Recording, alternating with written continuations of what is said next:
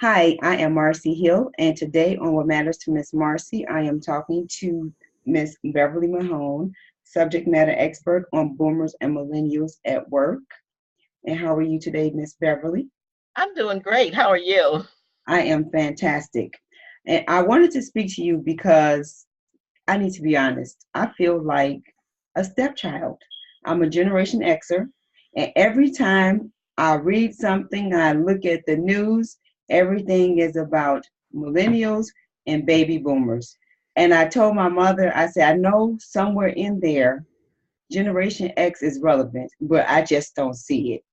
So I need to ask, well, one thing is, why do you think there's a focus on the boomers and the millennials?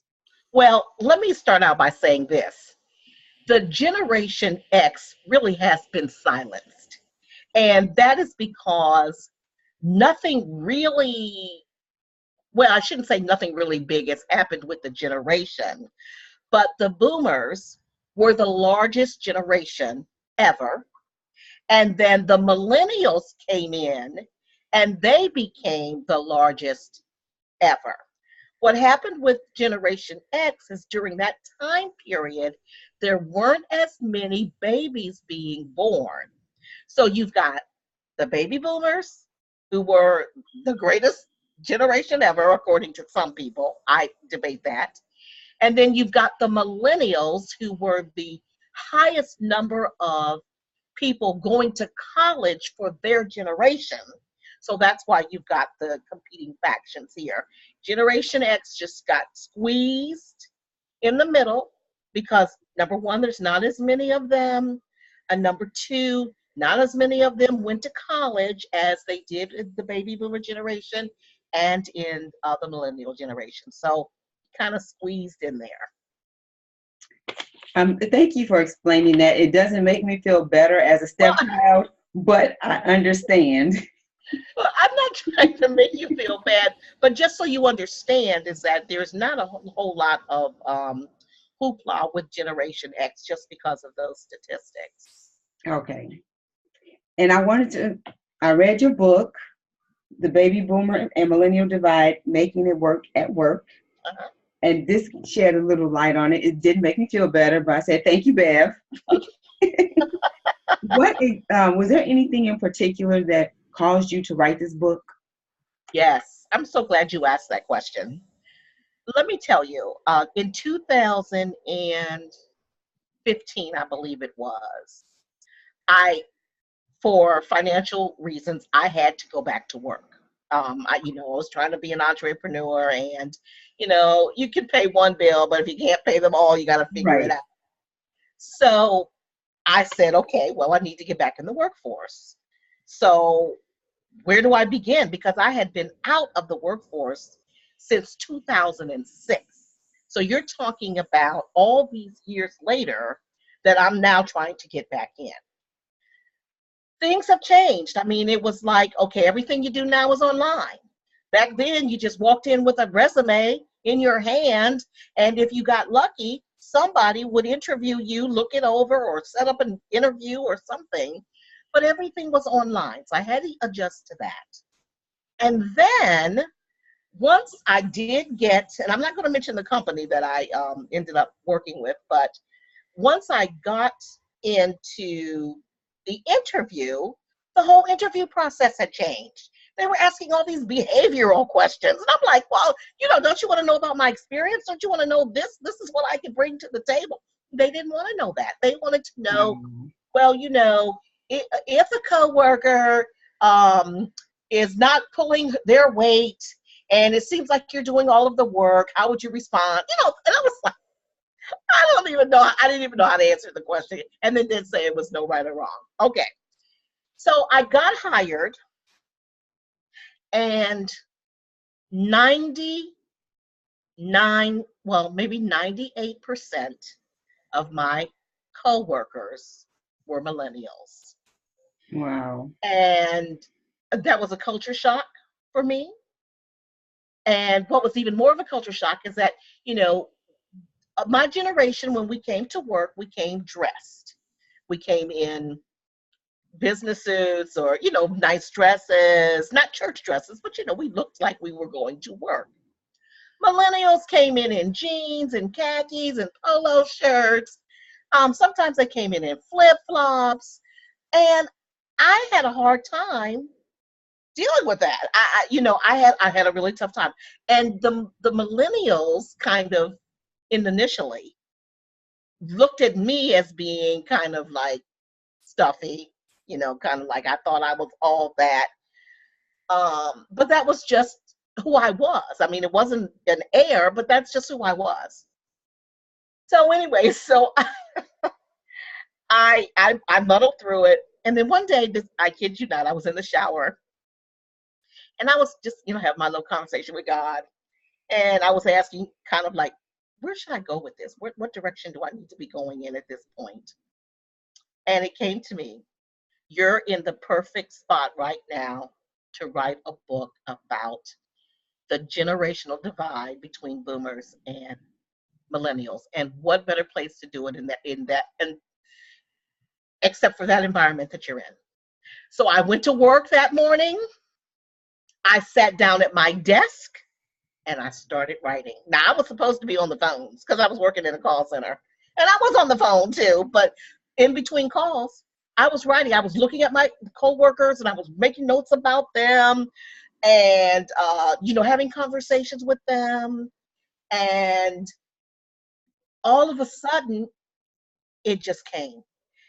But in the midst of that, I started developing real relationships with some of those millennials. And they started looking at me in a different light. They didn't see me as the stuffy old woman who thought she was all that. They started really looking at me as a woman of wisdom who could share my thoughts and ideas with clarity, because a lot of them couldn't speak with clarity. And I became a resource, a valuable resource. To some of them, I became like a mom. They'd come to me and tell me their secrets, and I'd have all these secrets in my head, and they'd say, well, now don't tell anybody. And I'd say, well, I'm not even going to remember what you said in an hour, so I'll keep that secret. But yeah, that's how the book came. And I had a young lady, Brianka, who probably was my biggest nemesis. She just really didn't like me. And she has become one of my dearest, maybe not dearest friends, but dearest young people that I associate with. She wrote a passage in the book talking about what she thought about me. Yeah, I Would read you read that. that? Yeah. I said, at least you was honest and the relationship has changed. Well, I had to do a little editing because she said some other stuff that I didn't think was appropriate for the book. But I tried to keep her voice. Because one of the things you'll know about me, if you've read any of my other books, is that my voice is my voice. And I think my voice is unique. And so my writing style is my voice. And so I don't want to take anyone else's voice away from them and make them something they're not. So, people will say to me, oh, you know what, you write just like you're talking to me. But yeah, that's who I am. That's my writing style. I'm not just writing you a book and giving you tips and do's and don'ts. I'm really telling you from my perspective, from my personal journey in whatever situation I'm in. Did you report to a millennial in that position? Now that's very interesting because she was Gen X. And the person that was right under her was a millennial. And I felt some kind of way about that because what happened was they have the supervisor, and she was the Gen X, and then they can pick a team lead. And I just knew that it would be me because, first of all, I'm the most mature on the team, and I knew what I was doing. I had great stats, but she chose someone else who was a millennial.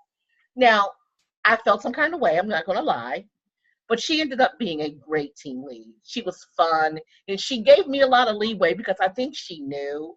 So she didn't want to ruffle my feathers. As a matter of fact, I became an asset to her, and she became an asset to me too. Mm-hmm. So, yeah, and it's difficult when you're older taking orders or taking advice or taking direction from someone younger than you, because we've lived longer and we've had more experience. So we should be the ones who are giving you the guidance. So when the table is flipped over, so to speak, it becomes a challenge because, we get in our feelings too. How dare you speak to me that way? I'm old enough to be your mother.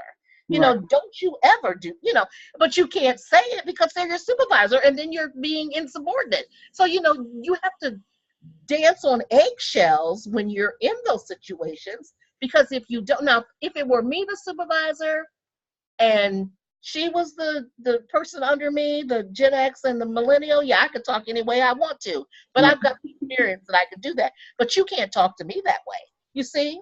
So those Hmm. are the dynamics that boomers and millennials have to deal with in the workplace every day. And I had a question that left me, but when I do have, what did you see? How was it? How was it different working with millennial versus the Gen Xer? Well,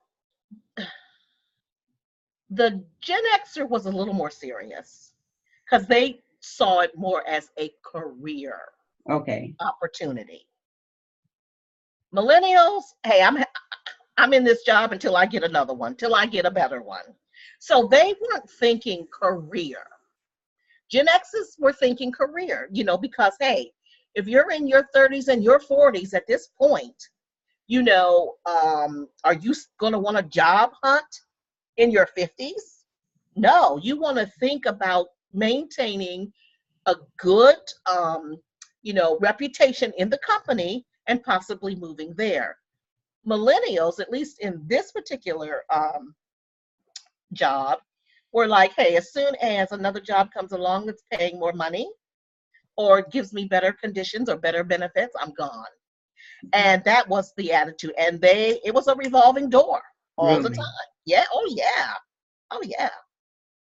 And I did some research, when I was writing the book too, so that I could, didn't just want to use my coworkers. I wanted to make sure that I had some other information. And I did find that that was a general consensus amongst millennials, is that they want to be in positions where, number one, they don't want the conventional 9 to 5.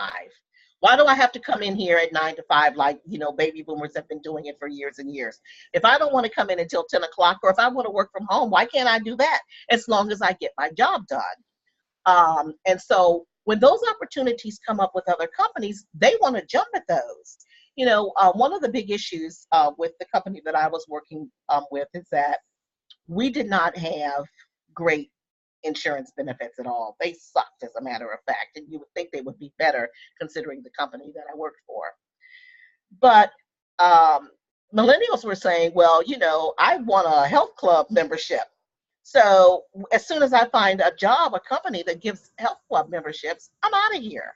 They want student loan repayments, from the company. Okay. So those are things that and see, we don't need that, because, if you haven't paid your student loan by now, well, I don't know. But, millennials are deeply in debt when it comes to student loans. So when they can find a company that will pay them, or, give them some kind of stipend in order to help them with their student loan debt, hey, they'll be all over that. I was reading an article on LinkedIn a couple days ago, and they were talking about the lack of loyalty from millennials. And Mhm. it was a good article because you did have boomers blasting the millennials, and a couple of them, one was really profound. She said, well, if companies offered good health benefits, pensions, and she added there were at least 5 benefits that companies used to give employees, back in Mhm. the day when benefits were good.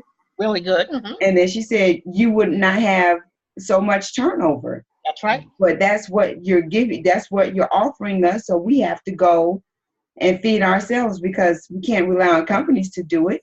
That's right. And and I was so glad that it was a millennial that stepped up, but wasn't disrespect or anything. She said, look, this is what we're looking for too. You guys used to have it and we want it.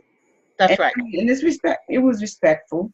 It's right, and And that's it right. makes And sense. and you know what? I'll say this, Marcy, is I think baby boomers have really done a disservice to the generations behind us. I mean, I go on the record saying that, and I've said this in speaking engagements. We have done such a disservice because we were in a, you know, we grew up in a time where, you know, it was all about the me generation. Salaries were out the roof. You know, you went to college, you got a degree, you stepped into a job, a really good paying job, and then we're, you know, a lot of us are still in those jobs. And then technology came, and then the CEOs, these boomers decided, hey, well, you know what? Let's cut back on the salaries. We don't need to pay these young people the amounts that we were paying our fellow generation folks. You know, we don't need to do that. So technology, they're going to say technology has hurt. The demand is not as well. The demand supply is less than the demand. The demand is high. The supply is not. So Okay. you've got maybe 10 millennials vying for a job. So hey, we don't have to pay them but $30,000 because if they don't want the job, we've got 9 more who will look at taking it. So millennials are being undercut dramatically, and I do blame my generation for that. And what else do you blame your generation for? Because there was something in the book about the boomers are being, I guess, the parents. I mean, no. The millennials are the offspring of some of the millennials. Yes, we're No, I yes. said that wrong. Well, here's the Millennials are offspring of the boomers. yes. Yes. Well, you know what? And here's the other thing. We've enabled a lot of boomers have enabled their children. So, you know, you're letting your kids stay at home until they're, you know, I 25, 30 agree. years old. Did you hear about that case in New York where the parents had to sue to get the kid kicked out the house? He was 30 years old and they He sued. wouldn't leave. Yeah, he wouldn't leave.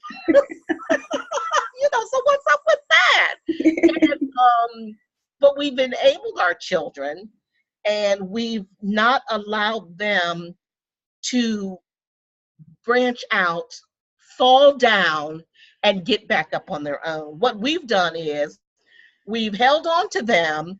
They fall down in front of us. We pick them back up, and then we say, okay, try it again, baby. You can do this. And they keep doing the same thing. So they never learn how to grow on their own. The one thing my parents did, my parents said, you know what? We're investing in your education. We'd like you to get out when you get you a job, but know that you can always come back home if you need to. Now, they didn't say, no, you can stay at home. Even when I got a job in my hometown, you know, they said, find you an apartment. I mean, so you get into Right. understanding how to live on your own. And seeing that's not what boomers are doing. But here's the other thing. Um, Boomers have inherited money from their parents who did have the nice little nest eggs.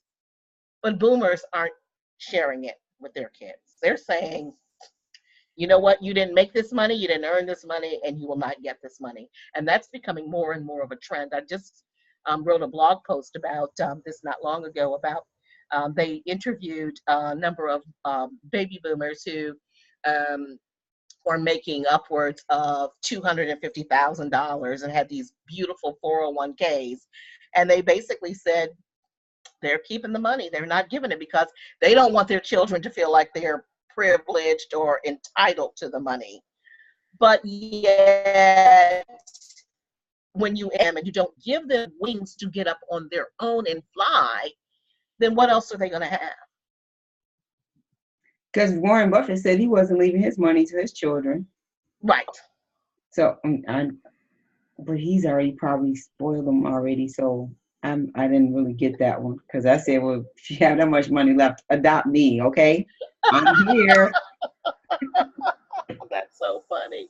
Yeah. So that's kind of what, you know, boomers have put millennials in such a way, and with this whole debt, and the environment. I mean, I could go on and on. This is kind of getting off the topic of, baby boomers and millennials in the workplace, but there's a lot of things that we've done that they're going to pay for years to come. And I feel bad, but I'm not, with my daughter and me, I mean, I'm going to leave her whatever it is I have, because she is like I was. I said, you will get out the house. And see, and the difference is between my daughter had a baby in high school. Okay. And she still had a dream to go to college. So I said, okay, well, either you're going to take your child to college with you, or we're going to invest in your education. And then when you get out, then you're going to get on your own. So she chose option B. And now she's doing well. She's on her own. She has her own place. But she knew what was expected of her, and I did not enable her. I did not say, "Oh, baby, you can come on back home." I mean, it's not that I didn't say you couldn't come back, but I encouraged her to not to come back. Because I remember my mother telling me, she said, "Listen, I want you to save your money, because when you move, I don't want you to have to come back." So. And you can't be mad, because she said, you make sure you're okay and you can stand on your own. That's right. However, with this person behind me, because she got my little cousin, this kid is 19, and the way she treats her, I'm like, dude, you never did that with me, because I know it was something. This kid, I forgot what the kid was doing. This is my little cousin. I forgot what she was doing. And then my mother was so concerned. I said, "Ma, she's okay." But I don't want, not Ma. Right. I promise. Right. She all right. You don't even have to worry. You sit up here worrying about this person, and she just out in the street. I mean, not in the street, but she's doing what she needs to do. Right. You know what you've instilled in her. You just pray that she holds tight to it. But I'm looking like, she never did that for me. But she never had to worry about me either, because we were the latchkey kids. So we were the first group that had keys to the home, because both parents worked. That's right. Then, even then, I think, that whole situation right there just blew me. I was like, she never did this for me. Oh, that's funny. But And then I felt mistreated as a Gen Xer. Really, I didn't. But now I understand. Now I understand what they mean with this baby boomer, the millennials being coddled by their boomer parents. Right. And then plus in urban communities. Let me stop saying urban. I live in Chicago in the hood, right? Okay. So you have the extra level of concern because of. Let me put it on record. Everybody in Chicago do not kill each other. I know that was grammatically incorrect. We don't just go around shooting folks. The police know who are doing the killing, and I hope they are addressing that. But like, she'll go out with her friends. Well, I hope she's okay. You gave her transportation. She got some money. She'll be back, because the money's gonna run out. She'll be back sooner than we want her to, but she'll be back. Right. Yeah, so that was one of those things. But I don't think, have I ever, I did do a temp assignment in March. Mm-hmm. And this one person, everybody she brought in was a millennial. Mm-hmm. Which was cool, because they were fresh out of journalism school. Mm-hmm. It was bad because they were wet behind the ears, like you said. Right. So, but I can't say that was a bad thing. I was just looking at the people coming in. And I think, but I didn't work with them directly, so I can't say that I worked with millennials. But I do have a friend that did, and she hated them. Really? Is she a Gen Xer? She is. She said, "Who are you to dictate what kind of coffee you want today? You drink what we have in the office." She said, "I don't care." She said, "I don't care what you want for lunch." You gonna buy your own lunch. Oh, that's I was just sitting back terrible. listening to her. I was just like, okay, this is what it's like. I live with one.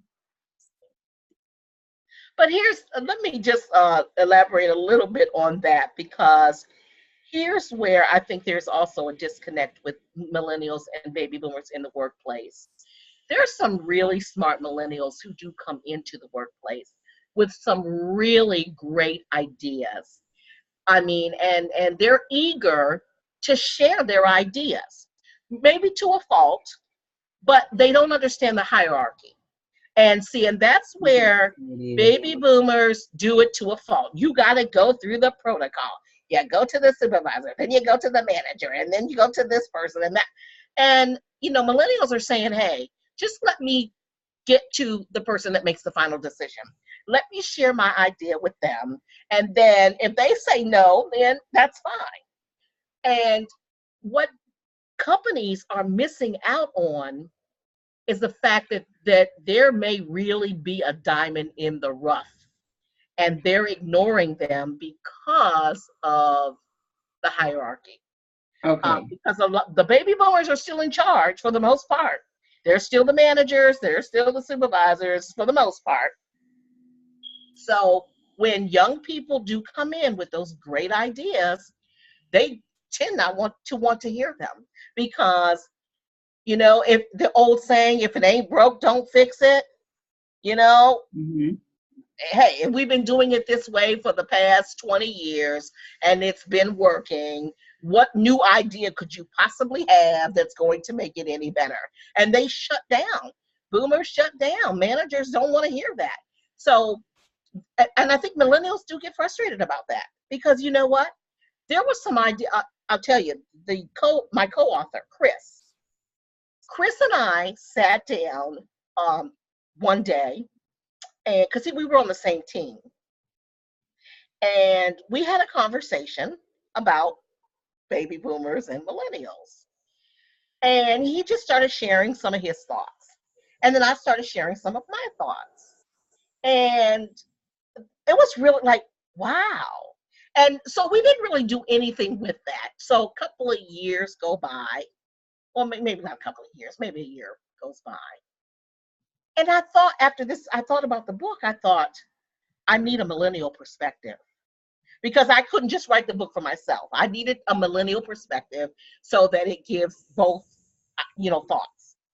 So I contacted him. I said, hey, I'm thinking about this book. Will you write what you think millennials think about baby boomers? And so he said, yeah. He said, I could do that. So that's how this book really did come to be. We had a conversation. We kind of put it on the back burner. And if you read what he said all of those things, the things that millennials can come in and do in technology in a matter of minutes. It takes boomers an hour or two to figure it out. And then they get upset if you're trying to tell them an easier way. Millennials are driven by technology. They're on their smartphones all the time. Boomers, Fine. right, all the time. Boomers, I mean, one day I left my cell phone at home, right? We were in training and and I just happened to comment. I said, oh, you know what? I left my cell phone. Oh, Miss Bev, you what? Oh my God, I couldn't live without my cell phone. I can't believe that. You're not freaking. I'm like, really? Is it that serious? And I went through my whole day. I didn't even think about that. But that's where they are. They're so plugged in and they're so in tuned, and they do have some really creative ideas that they find on the internet that they can incorporate, in a company. But, of the older generation would rather do it their way. There's some progressives, but not a lot. And then as I was listening to you, I was thinking, like when you're talking about the hierarchy. So if middle management, and let me know, this is just an assumption. If middle management is will consist of boomers, there's a possibility very little progress will be made in innovation wise That's true. if they're in charge. That's right. That's right. Okay.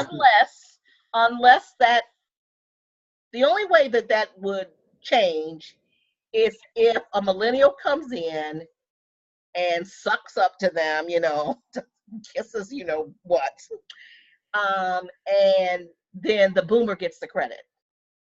Because What? that happens a lot. No, I was Yeah, not that happens a aware. lot. And I have not Yeah, worked I mean, full time in 10 years. And when I worked, I shouldn't say it happens a my supervisor was close to my age.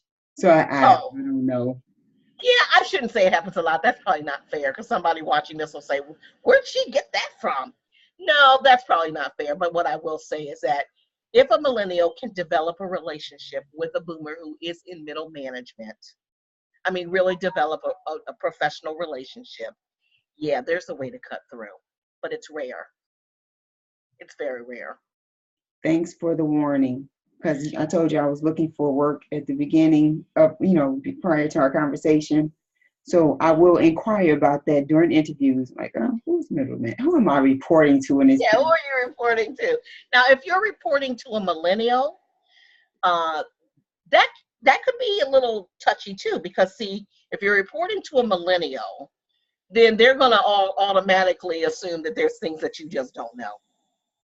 There's just things you just don't know because of your age. So, I mean, it goes both ways. We boomers think that millennials think they know everything. Millennials think boomers don't know anything. So, if you're reporting to someone who is a millennial, they're probably going to want to hold your hand too and, help you to understand the latest in technology. And you may already know it, but, they don't know that you know it. But what the difference between millennials and boomers is that once millennials gain confidence that they accept you 1,000%. Boomers Really? are not the way. They're not that way. Oh, There's so no, so what challenges do you experience with boomers with um the training piece? well, when it comes to well, as far as Or is the it training technology goes, or training? Or well, no, well, okay. So as far as boomers train, well, for my training, I didn't have a boomer. I had a Gen X. She was a Gen X, the trainer, and she acted more like a millennial. I don't know if she was on the cusp of the millennial side, but she was on the cusp. She acted more like a millennial. She really catered to the millennials.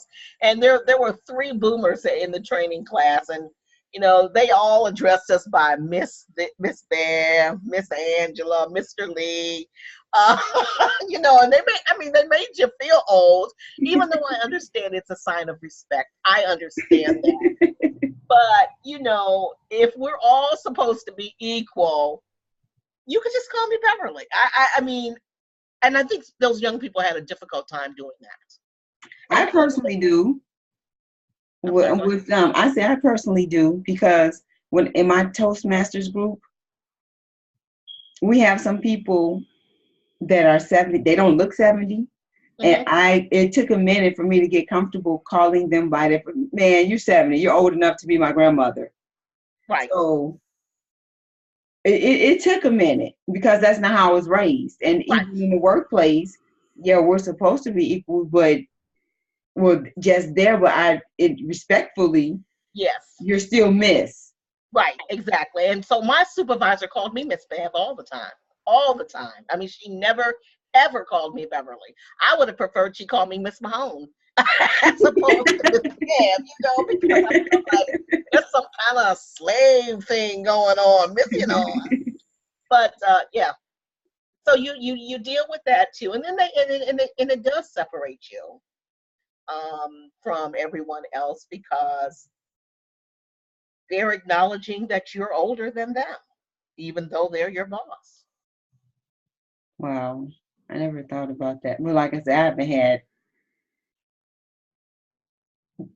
no, I haven't had those Well, experiences. okay, well, I hope you get to have one soon.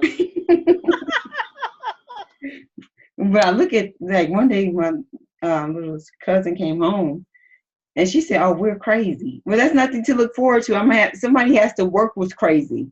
And she was talking about something that happened at school, which Uh-huh. she acknowledged the fact that whatever was happening. She said, "Oh, we're crazy." but somebody have to work. You guys gonna be graduating soon. That is not anything to look forward to. Right. And then I'm thinking like, how many more people have to work with crazy? But how many students? But I think I think some millennials are really in tune. They think that I might be going off topic a little. I think I am changing topics. Okay. I look at millennials, and even though we know that they're educated, Hmm. but these kids are in tune. You're old when you start calling 20-somethings kids. Okay, these kids are really in tune to what's happening in society, and even though we have one look, well, I think of them differently, especially because I live with one. They know more than we think they know. Yes, they do. Yes, And they do. then, especially when it comes to social issues, because I wish any of them come down and like talk to me about the whole political thing, not Hmm. what's happening, but the whole executive office and thing, because I Hmm. forget all that. I'm like, can you explain it to me, please? Because Right. I stopped caring. I need to get back to caring. Like, Yeah. how does it work? And then, even just looking at those comments on LinkedIn, I said, these people are so profound, and you have to respect them for what they know. But then don't judge them for what they don't know. Just say, hey, how can we have a conversation without hostility?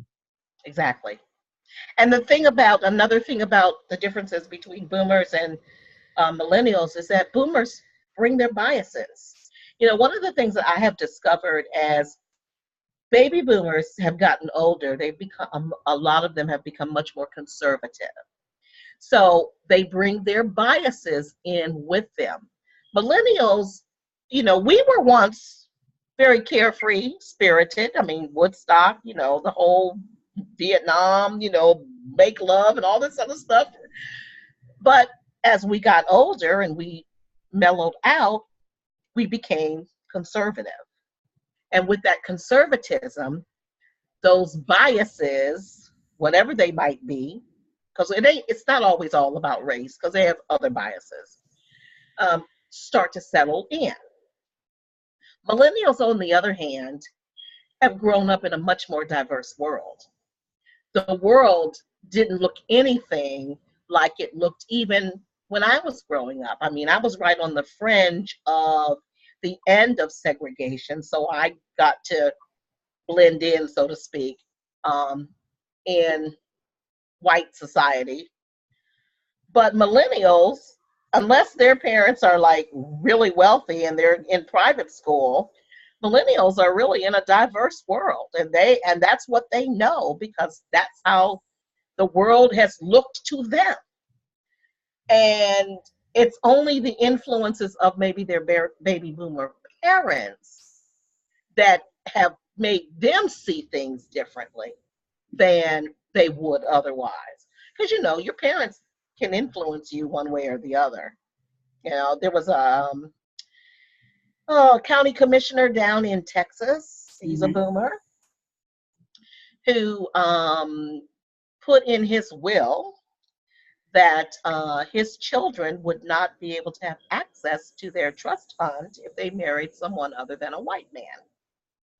So, so I was like, okay, now I don't know I mean, you love who you love, right? So unless the man has billions of dollars in a trust fund, I'm not sure if the money is going to mean that I'm going to reject who I love because of that. And I'm kind of going off the deep end here, but I'm just trying to show that boomers do try to influence their millennial kids. I don't try to influence my daughter. My daughter is a lot like me. She kind of has my personality. So what you see in me is a lot of what you see in her. She understands the issues, but she also helps me understand her generation because, you know, the millennials are a different breed. They're very different. And if I'm trying to coach them, which is one of my hats that I wear, coaching, then I have to be able to speak their language. And I have to be able to communicate with them in such a way that they don't feel like, oh God, my mother's trying to talk to me. Oh God, I don't want to hear this. I really have to be able to do that. So my daughter has been working with me on how to really reach them and communicate effectively with them so that they will be willing to work with me. And then I also read in your book that millennials do not want to be managed and they should be coached. Could you speak, or they will prefer to be coached? Can you speak more to that, please? Yes. So they don't want to be managed in the sense that they don't want that like annual review. You did this right, you did that right, but you did this wrong. And because you did that wrong, we're only going to give you a 2% bonus. What they want is they want you to coach them on how they can get to the next level. So if I'm your supervisor and you're a millennial, then I should be coaching you on what you need to do to take my job, period. But am I going to do that? No, I'm not going to do that. Why would I do that? Because you know what? You will take my job. So, so it's they really want to know how to grow, how to advance, and we can only be um, a wonderful mentor if we give it to them. Just give it to them. Because you know what? We're not going to be in this position forever. I mean, at some point, upper management's going to kick you to the curb because you're too Right. old. And they don't get that. They don't see that. So bring up a young person. You know, the word says, train up a child in the way that they should go. So if you take this millennial and you coach them, you know, this is what you need. Let me tell you, you need this career development class. You need to do this. Why don't you shadow me 2 days a week? I'll get you into this particular program. Giving them something that encourages and motivates them to not only really want to advance, but stay with the company.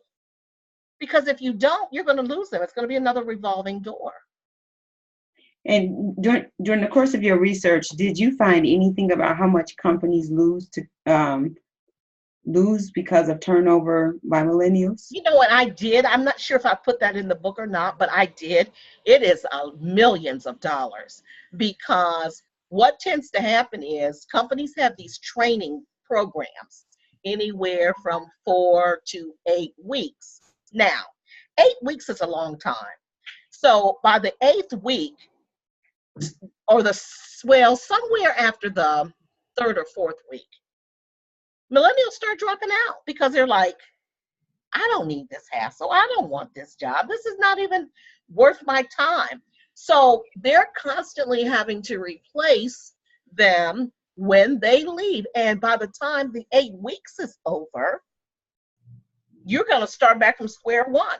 That's why companies are always trying to hire more than they need because they know the revolving door is going to exist. Okay, so I have a couple more questions. I want to wrap up now. Okay. You started talking about the trainings, and in your opinion, should companies invest in trainings on how millennials and boomers should relate to each other in the workplace? Absolutely. Absolutely. I'm a big advocate. As a matter of fact, that's something that Chris and I do. You know, we go to companies and we have a little presentation that we can do to show them how you interact with each other. How do you communicate with each other so that you can share the same workspace? Because there's do's and don'ts. You know, one of the things I say in the book, you know what? Don't hang out with millennials. Don't go bar hopping with millennials because I promise you, they know technology and you'll be on Snapchat. You don't want to do stuff like that. But what you do want to do is you want to embrace their knowledge of technology so that'll help you grow. Because when you leave the company, you may in fact do something that involves technology, especially if you're going to do your own business. So there's some things that you can do, and I do believe that companies need to do more of that. Cross training, having them sit down, iron out whatever the issues might be so that you can have open dialogue. Nobody wants to talk anymore. Everybody wants to text. Everybody wants to hide their feelings or be all in their feelings and not express it. But yeah, and if you don't, you're going to constantly have that generational divide. And you said that's something you and Chris provide those trainings. Yes. How can people find you for trainings? Okay, so my website is beverlymahone.net, and you can just drop me a line there. Let me know that that's something you're interested in. We have our information up on the website. It's the Generational Divide um, training program, and like I said, we go in, we sit down with employees, we do interactive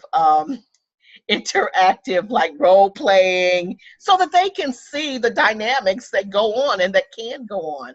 And we're more than happy to come anywhere in the country. And one last thing. Oh, no, two things. One, could you hold up your book so people can buy it and tell them where they can buy the book? Okay, so it's the Baby Boomer Millennial Divide, Making It Work at Work, and it is available on Amazon.com, and it's also available on my website. Although I'm so busy doing other things that I don't really have a whole lot of time. I shouldn't say that, but you can get an autographed copy from my website. Amazon, it just be on Amazon, and it's also available in digital. And how can people find you personally if they wanted to ask you a question? Well, I'm all over Twitter. I love Twitter. So I'm all over Twitter at Bev Mahone. And I'm also on LinkedIn, although LinkedIn, not much. And you know what? We need to talk about LinkedIn at some point and the racial divide that's there. It's a racial divide. It's a gender divide. We need to talk about that as well. And I think there's an age divide too, because there's an age divide. I read an article. I read most of these articles on LinkedIn about how people are, well, we know that there's discrimination based on age. And because they have that photo now, I mean, and all of those divides that you just mentioned are experienced on LinkedIn. That's right. And they try to masquerade it, but it's real. And I'm not really active on Facebook.